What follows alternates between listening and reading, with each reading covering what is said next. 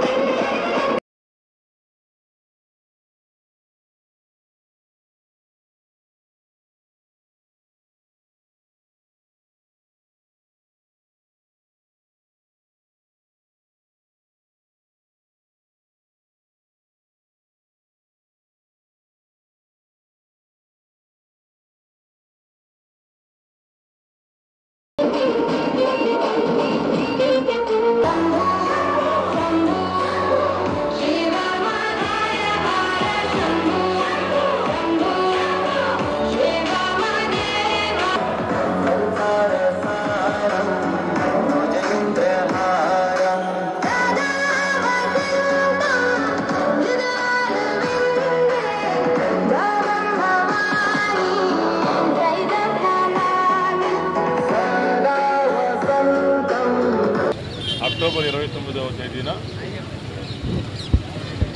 ప్రపంచ stroke day సందర్భంగా మరి గుంటూరు నగరంలోని రమేష్ హాస్పిటల్కి సంబంధించినటువంటి యాజమాన్యం, సిబ్బంది అందరూ కూడా కలిసి ఈరోజు ప్రజల్ని చైతన్యవంతులు చేయాలి, వాళ్ళకు అవగాహన కల్పించాలనే ఉద్దేశంతో ఒక ర్యాలీ నిర్వహించడం కూడా జరుగుతూ ఉంది. మరి ఇప్పుడు ఉన్నటువంటి పరిస్థితులను బట్టి ఆరోగ్యానికి చాలా ప్రాధాన్యత ఇస్తూ ఆరోగ్యాన్ని కాపాడుకోవాల్సిన అవసరం చాలా ఉంది. ఎందుకంటే ఇప్పుడున్నటువంటి ఆహారపు అలవాట్లు కానీ దినచర్యల వల్ల చూడటానికి ఆరోగ్యవంతులుగా ఇప్పుడున్నటువంటి అధునాతనమైనటువంటి టెక్నాలజీ ద్వారా ఉన్నటువంటి డాక్టర్ల ద్వారా మరి ఎంత ప్రాణాంతకమైనటువంటి వ్యాధి అయినా సరే మరి ట్రీట్ చేయడానికి డాక్టర్లు, వైద్య వ్యవస్థ, మెడిసిన్స్, ఇతర సర్జరీకి సంబంధించినటువంటి అన్ని సౌకర్యాలు కూడా మరి మన భారతదేశంలో ప్రపంచవ్యాప్తంగా ఉన్నటువంటి పరిస్థితి. మినిమం మనం చేయాల్సింది మరి ఎక్కువగా టెన్షన్ తీసుకోకుండా ఉండటం, మరి షుగర్ రాకుండా మొదటి నుంచి మరి వ్యాయామాన్ని చేస్తూ షుగర్ని దూరం చేయటం, అదేవిధంగా ఆహారపు అలవాట్లు, మరి దినచర్యలు అన్నింటిలో కూడా మరి క్రమశిక్షణ అలవరుచుకొని మనం అందరం కూడా ముందుకు సాగితే తప్పకుండా ఏదైతే పూర్వం పెద్దలు చెబుతారో నుండు నూరేళ్ళు ఆరోగ్యాలతో ఉండాలని చెప్పేసి, ఇప్పుడు ఎంత డబ్బులు ఉన్నదని కాదు, ఎంత ఆస్తి ఉన్నదని కాదు, ఎంత పరపతి ఉన్నదని కాదు, ఎంత పలుకుబడి ఉన్నదని కాదు, పరిపూర్ణమైన ఆరోగ్యవంతుడు ఎవరైతే ఉన్నారో వాళ్ళు చాలా అదృష్టవంతులు. భగవంతుడి యొక్క ఆశీస్సులు వాళ్ళకి ఉన్నాయని చెప్పేసి కూడా నేను మొట్టమొదటిగా విశ్వసిస్తాను. మరి దానికి సంబంధించి మనం అందరం కూడా ఈరోజు రమేష్ హాస్పిటల్ యొక్క ఆధ్వర్యంలో మరి రాయపాటి మమత గారు, అదేవిధంగా వారి సిబ్బంది, వారి యొక్క డాక్టర్స్, వాళ్ళ కొలీగ్స్ అందరూ కూడా కలిసి ఈరోజు ఈ యొక్క అవగాహన ర్యాలీ పెట్టడం చాలా మంచి పరిణామం. వరల్డ్ స్ట్రోక్ డే, ప్రపంచాల స్ట్రోక్ డే అంటే ఎందుకని స్ట్రోక్ గురించి అవగాహన పెరగాలి. ఎందుకు పెరగాలంటే మన ప్రపంచాలు నియర్లీ 1.3 లక్ష క్రోర్ స్ట్రోక్ ప్రతి సంవత్సరాలు జరుగుతూ ఉంటుంది. ఇందువలన ఇది చూసుకుంటే కనుక అంటే మెయిన్గా ఏంటంటే మన ఈ ఇయర్ కా ముద్ద ఏంటంటే let us learn the science of stroke అంటే స్ట్రోక్ లక్షణాలు ఏంటంటే అది మనం తెలుసుకోవాలి. అండ్ సెకండ్ అంటే మినిట్స్ క్యాన్ సేవ్ లైఫ్స్ అంటే 1 నిమిషాలు డిలే చేసినా కూడా మనకి 20 లక్షల న్యూరాన్స్ చనిపోతుంది బ్రెయిన్ మీదే. ఇది కాకుండా మనకి అది చేయకుంటే కాపాడు చేసుకుంటే మంచిదండి. మినిట్స్ క్యాన్ సేవ్ మెమరీస్ అని చెప్తారు. మనకంటే పాతది నాకు మ్యారేజ్ ఎక్కడ జరిగిందో నేను ఆ కాలేజీలో చదివాను ఇక్కడ ఉంటాను వాళ్ళు చెప్పారు కదండి. అదన్నీ వెరీ ఇంపార్టెంట్ ఫర్ హ్యూమన్ లైఫ్కు ఉండాల్సింది. రెండవదంటే ఇండిపెండెన్స్. సార్ చెప్పిన ప్రకారం ఇండిపెండెంట్గా ఉండాలి. జీవితం ఉండ కనుక మనం పని చేసుకుంటే కనుక ఉంటే మంచిది. These are the very important things where minutes can make a difference అని చెప్తారు. ప్రతి ఎమర్జెన్సీలో minutes can make a difference అండి.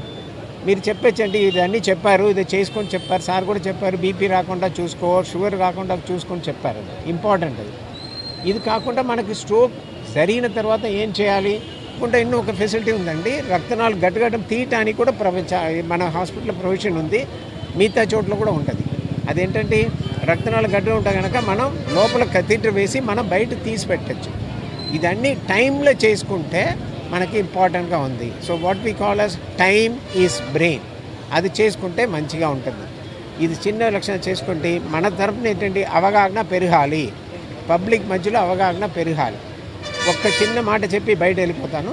ఏం చెప్పాలి కానీ మన కాలేజ్ స్టూడెంట్ ఒకరు వాళ్ళ ఫాదర్కి పక్షవాతం జరిగినప్పుడు ద స్టూడెంట్ కుడ్ ఐడెంటిఫై, వాళ్ళే కనుక్కొని మన ఫాదర్కి పక్షవాతం జరిగింది అని తీసుకొచ్చారు హాస్పిటల్.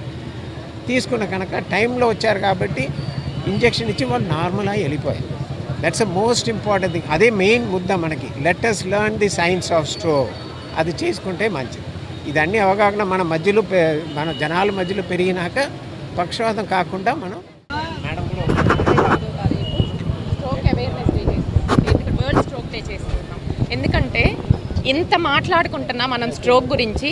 కరెక్ట్గా ఒక 10 రోజుల క్రితం ఒక బాగా చదువుకున్న ఆయన ఫోన్ చేశారు. నాకు నిన్నటి నుంచి మూతి కొంచెం పక్కకి వెళ్తున్నట్టు అనిపిస్తుందండి, నేను ఇప్పుడు హాస్పిటల్కి రానా అని. అంటే మన అవగాహన ఎంతవరకు ఉంది అనేది మనకు అర్థమవుతుంది. మామూలు వాళ్ళు కాదండి, బాగా చదువుకున్న వాళ్ళ గురించి నేను చెప్తున్నాను. అందుకని మనం ఏదైతే ప్రివెంట్ చేయగలమో దాన్ని తప్పకుండా ప్రివెంట్ చేయాలి. ఏదైతే ఒకవేళ స్ట్రోక్ వచ్చాక దాని నుంచి మనం ఎలా బయటపడాలి. 2 విషయాలు. ప్రివెన్షన్ అంటే రాకముందు తీసుకునే జాగ్రత్తలు ఏమేం చేస్తే రాకుండా ఉంటాయి. ఇందాక మేయర్ గారు సార్ చెప్పినట్టు హైపర్ టెన్షన్ లేకుండా చూసుకోవటం, డయాబెటీస్ రాకుండా మనం ఎక్సర్సైజ్లు అన్నీ చేసుకోవటం, అది ప్రివెన్షన్. దాని తర్వాత వచ్చాక పరిస్థితి ఏంటి అంటే వెంటనే మనకి ఏమాత్రం తేడాగా అనిపిస్తున్నా, మూతి పక్కకి వెళ్తున్నట్టు లేకపోతే చెయ్యి కొంచెం ఇలా బాగా పైకి గబాన్లో లేవలేకపోతున్నాము, అలాంటివి ఏమున్నా కానీ వెంటనే హాస్పిటల్కి రావాలి. రేపు చూపించుకుందాము అని మాత్రం అనుకోకూడదండి. 1 అవర్ 2 అవర్స్ 4 గంటల లోపల వస్తే కనుక ఆ గడ్డని మనం తీసేయగలం, ఇంజెక్షన్ ద్వారా తీసేయగలం. రీసెంట్గా మా చుట్టాలకు కూడా ఒకళ్ళకి అలాగ రాత్రిపూట 2ంటికి నిద్రలేసినప్పుడు చెయ్యి పైకి రావట్లేదు. వాళ్ళు వెంటనే ఫోన్ చేసి 2ంటికి 4:30 కల్లా హాస్పిటల్కి వచ్చేసారు. సో ట్రీట్మెంట్ జరిగింది, ఇప్పుడు అంతా నార్మల్ అయిపోయింది. అలా నార్మల్ అవ్వటానికి ఛాన్స్ ఉన్నప్పుడు మనం దాన్ని సద్వినియోగం చేసుకోవాలి. ఎవరికి స్ట్రోక్ వచ్చే అవకాశం ఉంది అనే దానికి కూడా కొన్ని మెషిన్లు ఉన్నాయండి. సో ఆ పరీక్షలు కూడా చేయించుకొని ఏదైతే అవసరమో ఆ ట్రీట్మెంట్ తీసుకోవాలని